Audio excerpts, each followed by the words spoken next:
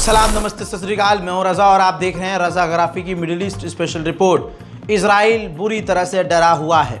Israel दोनों तरफ से फंसा हुआ है।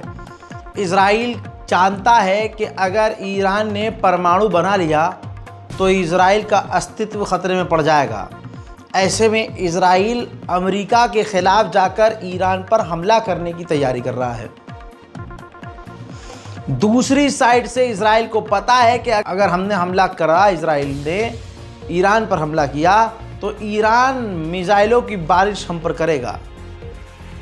अब फंसा हुआ है इजराइल, करे तो करे क्या। इजराइल की तैयारी ईरान पर हमले की पूरी हो गई है। रिपोर्ट के मुताबिक इजराइल ने 10,000 बंकर्स, जी हां 10,000 बंकर्स इजराइल में खोल दिए हैं। जितने हॉस्पिटल्स थे उनके बेड की कैपेसिटी बढ़ा दी है। मेडिकल सेंटर्स ज़्यादा खोल दिए हैं। अपने सायरन वायरन ठीक कर लिए हैं। कई जगह इंस्टॉल किए हैं। यानी इजराइल पूरी तरह से खौफ में है कि अगर हमने ईरान पर हमला किया तो ईरान पलटकर हमारी हालत ख़राब करेगा। उधर ईरान निकला चतुर चालाक। ईरान जहां अमेरिका से डील कर रहा था और अमेरिका ये चाह रहा था कि ईरान यूरेनियम ही बनाना छोड़ दे। रिपोर्ट ये है कि जंग से पहले ईरान बातचीत से पहले जितना यूरेनियम बना रहा था, बातचीत करने के दौरान से अब तक उसने अपना यूरेनियम डबल यानी 50% बढ़ा लिया है। कमाल यह है कि इस दौरान तो ईरान को यूरेनियम बनाना कम करना था, लेकिन ईरान ने 50% ज़्यादा यूरेनियम बनाया। एक आंकड़े के मुताबिक अब ईरान 400 किलोग्राम यूरेनियम बना चुका है और 400 किलोग्राम यूरेनियम से वो छोटे छोटे 24 परमाणु बम पलक झपकते ही बना लेगा, क्योंकि उसके पास परमाणु बम की तमाम सामग्री अब मौजूद है और एक झटके में ईरान परमाणु बम बना सकता है। अब ईरान पर और प्रतिबंध न लग जाए तो ईरान ने खेल खेला। कहा कि ये जो डॉक्यूमेंट आए हैं जिसमें हमने यूरेनियम बढ़ाया है और परमाणु हम बना रहे हैं, ये इजराइल की चाल है। इजराइल ने यूएन में हमारे खिलाफ ये गलत रिपोर्ट जारी की है। हालांकि दुनिया जानती है कि ईरान बहुत आगे पहुंच चुका है। परमाणु संस्थानों पर नजर रखने वाली संस्था IAEA ने कहा है कि ईरान ने परमाणु की गतिविधियां भी की हैं। अपनी न्यूक्लियर साइट्स पर परमाणु बनाने वाले कुछ काम किए हैं और कुछ हेर फेर की है। अब कहा जा रहा है कि IAEA ईरान पर पाबंदी लगाएगा। उधर ईरान ने अपना इलाका आज और कल के लिए गल्फ ऑफ ओमान में बंद कर दिया है। जी हां, कहा जा रहा है कि Iran missile activity, drone activity करेगा और इस बहाने से वो दुश्मन के खिलाफ हथियार तैनात कर देगा। हजरात, इजराइल की ऐसी फटी क्या ही बताएं। नेतन्याहू के दफ्तर ने कहा कि ईरान की इन गतिविधियों को देखकर लगता है कि ईरान पूरी दुनिया के लिए खतरा है, जबकि ये वो देश बोल रहा है इजराइल जिसने 2 साल में 50,000 से ज़्यादा बेगुनाहों को कत्ल कर दिया, फिलिस्तीनियों के इलाकों पर कब्जा कर लिया, एक पूरे मुल्क को वो आतंकी कह रहा है, गाज़ा के लोगों को भूखा मार रहा है। ये गंदी नाली का नजिस कीड़ा, यह हराम की औलाद नेतन्याहू का दफ्तर उल्टा दूसरों को दुनिया के लिए खतरा बना रहा है और बता रहा है। इतनी हवा संट है नेतन्याहू की ईरान की हरकतों की वजह से, जो हाल फिलहाल में ईरान ने किया है, कि अब कहा जा रहा है कि जो टीम, जो सेना, जो बटालियन ईरान पर हमला करने वाली थी, उनकी तादाद को इजराइल ने बढ़ा दिया है, क्योंकि ईरान काफ़ी खतरनाक टक्कर दे सकता है इजराइल को। ईरान के विदेश मंत्री ने 2 टूक कह दिया है कि पहली बात तो हम परमाणु नहीं बनाएंगे, लेकिन हमें क्या करना है, क्या नहीं करना है, बनाना है, नहीं बनाना है, यह हमें अमेरिका नहीं बताएगा, ये फैसला हमारा होगा।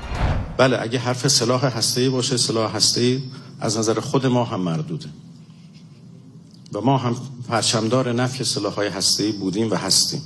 اونها میگویند شما نباید غنیسازی داشته باشی، در حقیقت یک جور تحمیل سلطه خودشون بر ما هست. چرا ما نباید غنیسازی داشته باشیم وقتی که همه این حق رو قوانین بین المللی، حقوق بین الملل به ما میده؟ میگن شما نباید داشته باشید چون ما نگرانیم. چون اونها نگرانن ملت ایران نباید غنیسازی بکنه و این اصلا उधर ईरान ने मोरक्को को झटका देते हुए कह दिया है कि इस वक्त हमारा कोई इरादा नहीं है कि हम मोरक्को से बातचीत करके अपने रिश्ते ठीक करें। इजराइल के पूर्व डिफेंस मिनिस्टर और विपक्ष की पार्टी के नेता का कहना यह है कि ईरान अपने परमाणु कार्यक्रम को खुद बंद कर दे, वरना हम हमला करके बंद कर देंगे और हमारे पास काफ़ी कम समय है ईरान पर हमला करने का, जो समय तेज़ी से निकल रहा है। उधर जॉर्डन ने अपने F-15 एडवांस फाइटर जेट को और अपग्रेड करके इस लायक बना दिया है कि अब वो उड़ती हुई मिसाइलों और तेज़ी से आने वाले ड्रोन्स को हवा में ही मार कर तबाह कर सकता है। उधर मेरे दोस्तों, ओमान के मिनिस्टर्स डेलीगेशन ईरान आए हैं अमेरिका का प्रपोज़ल लेकर। जी हाँ, ओमान मीडिएटर है अमेरिका और ईरान के बातचीत के बीच। ऐसे में अमेरिका ने प्रपोज़ल ईरान के लिए बनाया और ओमान को सौंपा। अब ओमान के अधिकारी ईरान पहुँचे और ईरान को अमेरिका का प्रपोज़ल दे दिया है और अब ईरान अमेरिका के प्रपोज़ल को रिव्यू कर रहा है। वहीं अब ईरान के विदेश मंत्री इजिप्ट और लेबनान के दौरे पर जाने वाले हैं। हजरात, मिडिल ईस्ट स्पेशल रिपोर्ट में ईरान से कुछ बड़ी खबरें जो थीं वो मैंने इस रिपोर्ट में दी हैं। ये मिडिल ईस्ट की सबसे बड़ी खबरें थीं। अब आऊँगा और भी ताज़ा तरीन अहम जानकारियों के साथ थोड़ी ही देर में। गाज़ा और फ़िलिस्तीन की मदद करने के लिए ये बारकोड जो है, जो लोग कह रहे हैं काम नहीं कर रहा था, इसके साथ मैंने दूसरा भी बारकोड दे दिया है। 2 बारकोड दे रहा हूँ, दोनों को स्कैन कीजिए, जो काम करे उसको यूज़ कीजिए। हमने एक मदद की खेप जो है USD के रूप में हमने एक गाज़ा की संस्था को भेजी है, पहला टुकड़ा भेजा है और कोशिश करेंगे कि एक एक टुकड़ा करके, यानी एक ही ऑर्गेनाइजेशन को मोटा अमाउंट न दिया जाए बल्कि टुकड़े में दिया जाए कई ऑर्गेनाइजेशन को, ताकि ज़्यादा से ज़्यादा गाज़ा के हर कोने में जो काम अलग अलग संस्थाएं कर रही हैं उन तक मदद पहुँचे।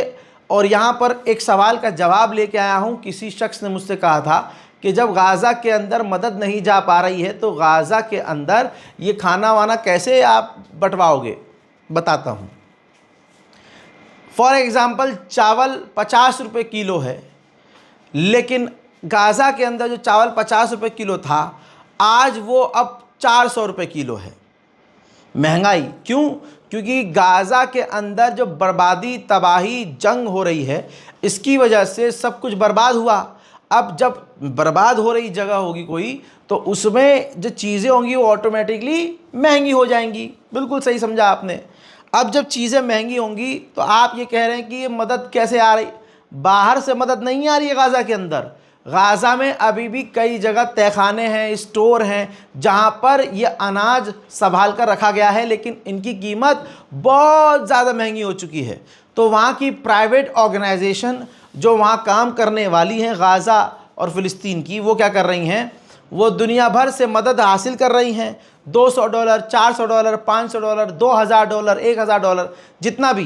तो अब वो जो 50 रुपये किलो जो चावल था, अब वो 400 रुपये किलो में वो ख़रीद रही हैं और जैसे तैसे उनको खुद अपने हाथों से बनाकर चारों तरफ बांट रही हैं। ये उनके काम करने का एक तरीका क्रैक करके मैंने आपको बताया है। इसी तरह से हम भी मदद भेज रहे हैं और आगे मदद भेजेंगे। जो मैंने कहा था 31 मई लास्ट डेट है।